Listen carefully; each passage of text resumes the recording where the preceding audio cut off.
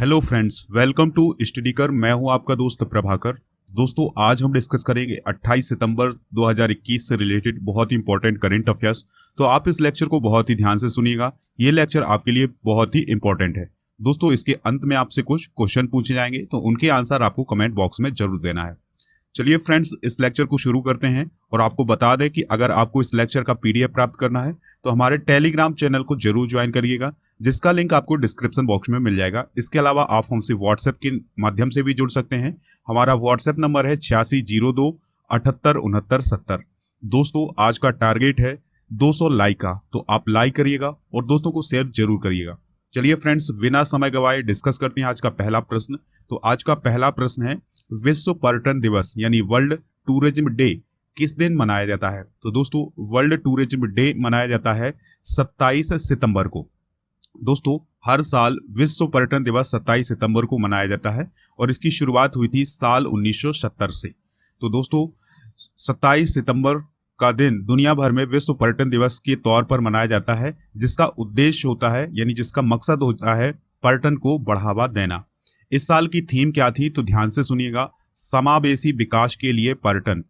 तो 2021 की थीम आपको जरूर याद रखनी है, क्या थी? समावेशी विकास के लिए पर्यटन यानी टूरिज्म फॉर इंक्लूसिव ग्रोथ। अगला क्वेश्चन डिस्कस करते हैं। इंपॉर्टेंट क्वेश्चन है दोस्तों, आपको बहुत ही ध्यान से सुनना है। T20 क्रिकेट में 10,000 रन बनाने वाले पहले भारतीय खिलाड़ी कौन बन गए हैं? तो दोस्तों, T20 के अंदर 10,000 रन बनाने वाले पहले भारतीय खिलाड़ी बने हैं विराट कोहली। कौन बने हैं? विराट कोहली। तो दोस्तों, हाल ही में UAE में T20 फॉर्मेट का एक IPL चल रहा है। तो दोस्तों, इसमें 26 सितंबर को मुंबई इंडियंस के खिलाफ जब विराट कोहली उतरे और उन्होंने रन बनाए, तो उन्होंने 10,000 रन पूरे कर लिए T20 क्रिकेट में, और वो ऐसा करने वाले पहले भारतीय बल्लेबाज हैं।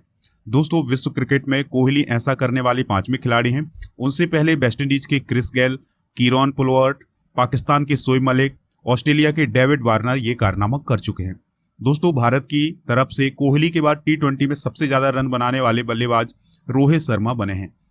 दोस्तों, हाल ही में विराट कोहली में एक और रिकॉर्ड बनाया है कि उन्होंने किसी एक टीम के लिए 200 मैच खेले हैं। तो दोस्तों, IPL में RCB की तरफ से खेलते हैं कौन? विराट कोहली। तो इन्होंने RCB की तरफ से 200 मैच खेले हैं IPL के अंदर। तो IPL के अंदर एक ऐसे खिलाड़ी हैं जिन्होंने एक ही टीम के लिए 200 मैच खेले हैं। तो वो खिलाड़ी कौन है दोस्तों? विराट कोहली। अगला क्वेश्चन है, इंपॉर्टेंट क्वेश्चन है दोस्तों, ध्यान से सुनना है आपको। किस राज्य की सोजत मेहंदी को सरकार की ओर से GI टैग दिया गया है? तो दोस्तों, कौन सी मेहंदी है? सोजत मेहंदी। तो इसको GI टैग दिया गया है, तो यह किस राज्य की है? तो दोस्तों, सोजत मेहंदी का संबंध है किस राज्य से? राजस्थान से। दोस्तों, राजस्थान की सोजत मेहंदी को सरकार के द्वारा भौगोलिक संकेतक, जिसे हम जियोग्राफिकल इंडिकेशन टैग कहते हैं, तो वह दिया गया है। दोस्तों, GI टैग किसी भी उत्पाद के लिए एक प्रतीक चिन्ह के समान होता है, और यह उत्पाद की विशिष्ट भौगोलिक उत्पत्ति, विशेष गुणवत्ता और पहचान के आधार पर दिया जाता है। यानी दोस्तों, अगर किसी भी वस्तु को GI टैग दिया जाता है तो इसका अर्थ यह है कि वह किसी विशेष स्थान पर उसकी उत्पत्ति हुई है या उसकी कुछ विशेष गुणवत्ता है। तो दोस्तों, इन सभी को देखकर ही GI टैग दिया जाता है किसी भी वस्तु को। दोस्तों, अगला क्वेश्चन डिस्कस करते हैं, ये भी GI टैग से ही रिलेटेड है। तो किस राज्य के नागा खीरा को GI टैग प्रदान किया गया है?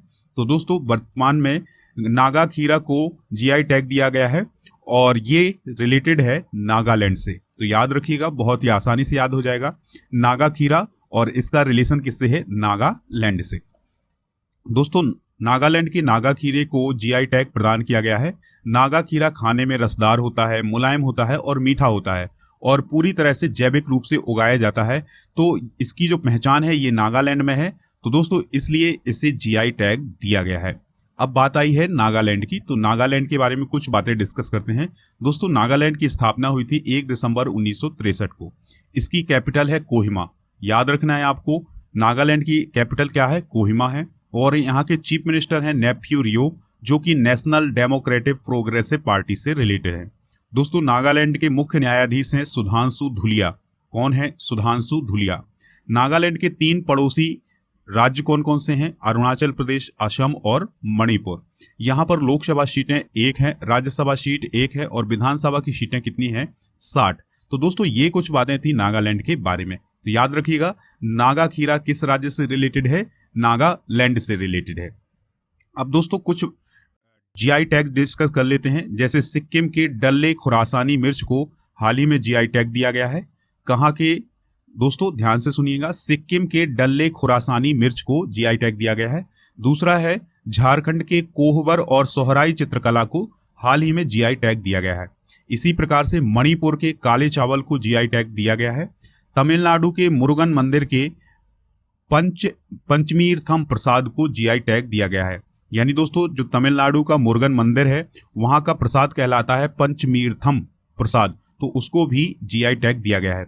कश्मीर के केसर को भी जीआई टैग दिया गया है। तो दोस्तों इस प्रकार से हमने कुछ इंपॉर्टेंट जीआई टैग डिस्कस किए हैं। अगला क्वेश्चन है, ये बहुत ही इंपॉर्टेंट क्वेश्चन है दोस्तों, आने वाले एग्जाम में आपसे पूछा जा सकता है। तो दोस्तों वायुसेना का नया उप प्रमुख किसे नियुक्त किया गया है? तो इसका आंसर होगा एयर मार्शल संदीप सिंह को। यानी वायुसेना के नए उप प्रमुख कौन बने हैं? Air marshal Sandeep Singh. दोस्तों अभी सरकार ने इनके नाम की घोषणा की गई है। अभी इन्होंने ज्वाइन नहीं किया है उप प्रमुख के रूप में, लेकिन अभी सरकार के द्वारा इसकी घोषणा की गई है कि अगले वायुसेना के उप प्रमुख कौन होंगे? Air marshal Sandeep Singh. तो दोस्तों वह बी आर चौधरी का स्थान लेंगे। यानी संदीप सिंह किसका स्थान लेने वाले हैं? बी आर चौधरी का, यानी विवेक राम चौधरी का।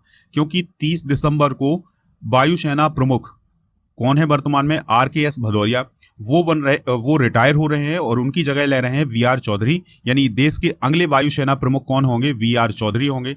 और उनका स्थान यानी वी आर चौधरी का स्थान कौन लेने वाले हैं? Air marshal Sandeep Singh. दोस्तों एयर मार्शल संदीप सिंह को 22 दिसंबर 1983 को एक लड़ाकू विमान पायलट के रूप में भारतीय वायुसेना में शामिल किया गया था। चलिए फ्रेंड्स अगला क्वेश्चन डिस्कस करते हैं। ये भी इंपॉर्टेंट क्वेश्चन है। क्वाड शिखर सम्मेलन 2021 कहां आयोजित हुआ है? तो दोस्तों क्वाड शिखर सम्मेलन आयोजित हुआ है हाल ही में अमेरिका में। दोस्तों आपने हाल ही के दिनों में सुना होगा कि नरेंद्र मोदी जी अमेरिका की यात्रा पर गए हैं और ये यात्रा उनकी 3 दिनों की रही है, जिसमें उन्होंने जो यूनाइटेड नेशन की सुरक्षा परिषद है उसमें उन्होंने हिस्सा लिया, उसको संबोधित किया। इसके अलावा क्वाड शिखर सम्मेलन में भी उन्होंने हिस्सा लिया। सार्क की भी बैठक होने वाली थी, लेकिन उन्होंने मतलब ये जो सार्क की बैठक है ये डिसमिस कर दी गई है, यानी इसको स्थगित कर दिया गया है हाल ही के समय में। तो उन्होंने क्वाड शिखर सम्मेलन में हिस्सा लिया है और ये क्वाड शिखर सम्मेलन कहाँ हुआ है? ध्यान से सुनिएगा, ये हुआ है अमेरिका में। तो क्वाड में कितने देश शामिल हैं? तो आप जान लीजिएगा कि क्वाड में 4 देश शामिल हैं, भारत, अमेरिका, ऑस्ट्रेलिया और जापान। तो ये 4 देशों का एक समूह है जो कि विशेष उद्देश्य से बनाया गया है। दोस्तों इसका उद्देश्य है भारत प्रशांत क्षेत्र में लोकतांत्रिक देशों के हितों की रक्षा करना और वैश्विक चुनौतियों का समाधान करना। दोस्तों भारत की तरफ से प्रधानमंत्री नरेंद्र मोदी ने क्वाड के समूह के प्रतिनिधियों के शिखर सम्मेलन को संबोधित किया। इस बैठक का आयोजन अमेरिका के वाशिंगटन डीसी में स्थित व्हाइट हाउस में किया गया। चलिए फ्रेंड्स अगला क्वेश्चन डिस्कस करते हैं। अगला क्वेश्चन है, चक्रवाती तूफान गुलाब ने भारत के किन 2 राज्यों को प्रभावित किया है? तो दोस्तों हाल ही में चक्रवाती तूफान आया था गुलाब, तो इसने ओडिशा और आंध्र प्रदेश को प्रभावित किया है। तो दोस्तों इस तूफान का नाम किसने दिया है? ये आपके एग्जाम में क्वेश्चन डायरेक्ट पूछा जा सकता है। तो गुलाब को नाम दिया है पाकिस्तान ने। दोस्तों बंगाल की खाड़ी के पूर्व मध्य से यह तूफान उठा था और उत्तर पश्चिम की ओर बढ़ा है। इसके अलावा उसने आंध्र प्रदेश और उड़ीसा के तटीय इलाकों को प्रभावित किया है। चलिए फ्रेंड्स अब हम जान लेते हैं चक्रवात के बारे में कुछ बातें। दोस्तों चक्रवात को हम साइक्लोन बोलते हैं और चक्रवात का जो शाब्दिक अर्थ होता है वो होता है एक गोल घेरे में घूमती हुई हवा। दोस्तों चक्रवात को एक प्रकार से घूमती हुई हवाओं का एक स्तंभ या खंभा कहा जा सकता है। चक्रवात मुख्यतः 2 प्रकार के होते हैं, शीतोष्ण कटिबंधीय चक्रवात और उष्ण कटिबंधीय चक्रवात। चक्रवाती तूफान गुलाब तेज गति से कहां पर आया था? याद रखिएगा, उड़ीसा और आंध्र प्रदेश में। चलिए फ्रेंड्स अगला क्वेश्चन और लास्ट क्वेश्चन डिस्कस करते हैं। त्रिपुरा विधानसभा के नए अध्यक्ष कौन बने हैं? तो दोस्तों त्रिपुरा की जो विधानसभा है उसके नए विधानसभा अध्यक्ष बनाए गए हैं। तो वो कौन बने हैं? रतन चक्रवर्ती। दोस्तों दिग्गज नेता हैं कौन? रतन चक्रवर्ती। तो उन्हें हाल ही में त्रिपुरा विधानसभा के 14वें अध्यक्ष के रूप में चुना गया है। दोस्तों मुख्य विपक्षी दल है वहां पर मार्क्सवादी कम्युनिस्ट पार्टी, जिसके 60 सदस्यों में से 16 सदस्य हैं, तो उसने चुनाव नहीं लड़ा है। इस प्रकार से रतन चक्रवर्ती की बात करें तो उन्हें निर्विरोध चुना गया है। दोस्तों त्रिपुरा की बात आई है तो त्रिपुरा के बारे में कुछ बातें डिस्कस कर लेते हैं, ध्यान से सुनिएगा। त्रिपुरा राज्य की स्थापना 21 जनवरी 1972 को हुई थी। इसकी कैपिटल है अगरतला और यहाँ के चीफ मिनिस्टर हैं बिप्लब कुमार देब, जो कि बीजेपी पार्टी से रिलेटेड है। यहाँ के गवर्नर हैं सत्यदेव नारायण आर। दोस्तों यहाँ के मुख्य न्यायाधीश हैं, यानी उच्च न्यायालय के मुख्य न्यायाधीश हैं अब्दुल हामिद कुरैशी। कौन है दोस्तों? अब्दुल हामिद कुरैशी। उड़ीसा के दो पड़ोसी राज्य हैं, कौन कौन से हैं? असम और मिजोरम। सॉरी, त्रिपुरा के दो पड़ोसी राज्य हैं, कौन कौन से? असम और मिजोरम। त्रिपुरा का एक पड़ोसी देश भी है जिसका नाम है दोस्तों बांग्लादेश, यानी बांग्लादेश की सीमा जो है वो त्रिपुरा से लगती है। त्रिपुरा में 2 लोकसभा सीटें हैं, 1 राज्यसभा सीट है और विधानसभा सीटों की संख्या 60 है। तो इस प्रकार से हमने त्रिपुरा के बारे में कुछ बातें डिस्कस की हैं, तो आप इन्हें नोट डाउन कर सकते हैं। दोस्तों आज के जीके डोज को डिस्कस कर लेते हैं, यानी जीके के कुछ क्वेश्चन डिस्कस करेंगे। तो दोस्तों हाल ही में भारत सरकार के द्वारा हर साल किस तारीख को विभाजन विभीषिका स्मृति दिवस के रूप में मनाने की घोषणा की गई है? तो दोस्तों विभाजन विभीषिका स्मृति दिवस मनाया जाएगा हर साल 14 अगस्त को। हाल ही में प्रधानमंत्री ने वीडियो कॉन्फ्रेंसिंग के माध्यम से किस राज्य में निवेश शिखर सम्मेलन को संबोधित करते हुए वाहन स्क्रैपिंग नीति का शुभारंभ किया है? तो दोस्तों वाहन स्क्रैपिंग नीति का शुभारंभ किया गया है गुजरात से। कट्टरपंथी संगठन तालिबान ने किस देश पर पूरी तरह से कब्जा कर लिया है? तो दोस्तों अभी हमने न्यूज में सुना है और देखा भी है उसमें कि जो तालिबान है, तालिबान ने पूरे अफगानिस्तान पर कब्जा कर लिया है। दोस्तों अगला क्वेश्चन है, भारतीय टीम को साल 2012 में अपनी कप्तानी में अंडर 19 वर्ल्ड कप जिताने वाले किस क्रिकेटर ने 28 साल की उम्र में हाल ही में संन्यास ले लिया है? तो उनका नाम है उन्मुख चंद। भारतीय रिजर्व बैंक यानी आरबीआई ने किस राज्य के रायगढ़ में करनाला नागरी सहकारी बैंक का लाइसेंस रद्द कर दिया है? तो दोस्तों ये करनाला नागरी सहकारी बैंक महाराष्ट्र में थी, तो इसका लाइसेंस आरबीआई ने रद्द कर दिया है। अगला क्वेश्चन है, भारत के भाला फेंक एथलीट नीरज चोपड़ा विश्व एथलेटिक्स रैंकिंग में कितने स्थान पर पहुंच गए हैं? तो दोस्तों वो वर्तमान में दूसरे स्थान पर हैं। चलिए फ्रेंड्स, अब हम रिवीजन वाले कुछ क्वेश्चन डिस्कस करते हैं जिनके आंसर आपको कमेंट बॉक्स में देना है, तो ध्यान से सुनिएगा। त्रिपुरा के वर्तमान में मुख्यमंत्री कौन है? दूसरा क्वेश्चन है, क्वाड के अंतर्गत कितने देश आते हैं? तीसरा क्वेश्चन है, भारत के अगले वायुसेना उप प्रमुख कौन होंगे? काले चावल किस राज्य में पाए जाते हैं जिसे जीआई टैग दिया गया है? और पांचवा क्वेश्चन है, नागालैंड की राजधानी क्या है? तो इन सभी प्रश्नों के जवाब आप कमेंट बॉक्स में देंगे। दोस्तों कुछ नाम डिस्कस करते हैं जो कि लगातार क्लास में रहते हैं और सही जवाब देते हैं। तो उनमें नाम है विष्णु सोलंकी, विपिन कुमार, प्रीति मंडल, अखिलेश, पुष्पा, गोपाल कुमार और जयप्रिया चौहान। तो दोस्तों ये कुछ नाम है जो कि क्लास में लगातार रहते हैं और लगातार कमेंट करते हैं और कमेंट करके आंसर भी देते हैं। तो दोस्तों हमें भी इंतजार रहेगा आपके आंसर का।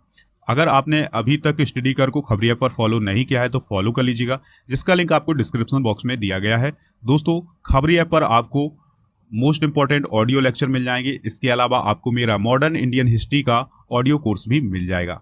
दोस्तों आप राजा गुप्ता को अनअकैडमी पर फॉलो कर लीजिएगा, वहां पर उनकी स्पेशल क्लासेस, लाइव क्लासेस मिल जाएंगी। इसके अलावा अनअकैडमी के माध्यम से कोई भी कोर्स परचेज करते हैं उसमें अगर आप छूट पाना चाहते हैं तो आप एक रेफरल कोड यूज करिएगा, राजा नंबर 1। तो दोस्तों जैसे ही आप ये रेफरल कोड यूज करेंगे आपको उस कोर्स में छूट दे दी जाएगी। तो दोस्तों आपको ये लेक्चर कैसा लगा ये आप कमेंट बॉक्स में बताएं, लाइक कर दें, दोस्तों को शेयर जरूर करें और दोस्तों आप जो प्रश्न पूछे गए हैं उनके आंसर जरूर दें। जय हिंद, वंदे।